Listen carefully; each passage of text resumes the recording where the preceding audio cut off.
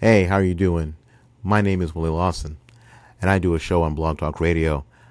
A friend of mine called me a little bit ago to talk about one of the teachers of her a youngster.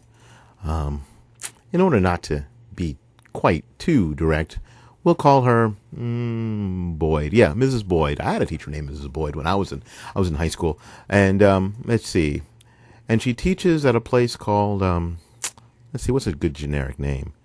Flyover Middle. No. Let's see, Skyview Middle. There's nothing more generic name than Skyview Middle. So we're talking to Mrs. Boyd at Skyview Middle. Pretty generic, right? Mrs. Boyd teaches American history because the discussion came up there. And her comment to her class was that all Republicans are racist. And I thought, wow, what a statement to make.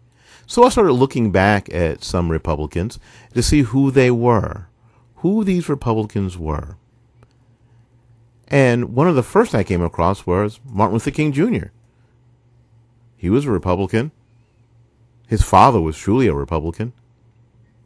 I didn't think he was a racist. You know, I have a dream speech and all that stuff. And I looked for some more and I said, oh, Carter G. Woodson. You know, Carter G. Woodson was he was a famous black author and editor and publisher and historian. And Frederick Douglass.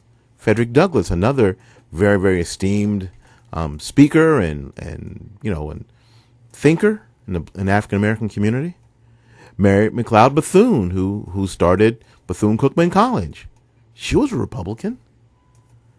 I can't imagine these people being racist. I said, and people said, well, those are people from long ago. I said, okay, how about Condoleezza Rice?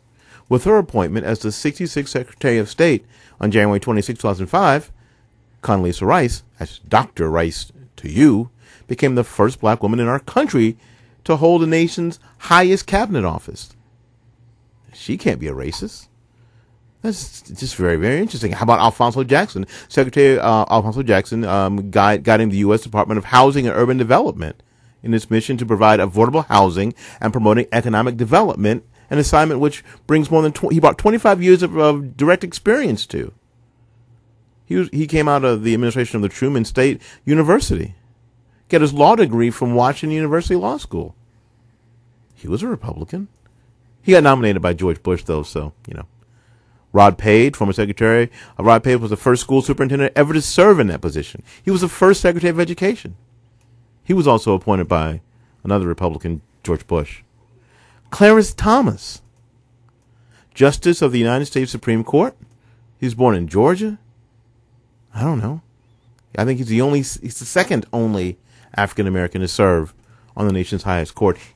He's a Republican. He can't be racist. How about Michael Steele? Michael Steele is the head of the RNC. I don't understand. He's a member of the Prince George County's chapter of the NAACP. All Republicans are racist. It's interesting.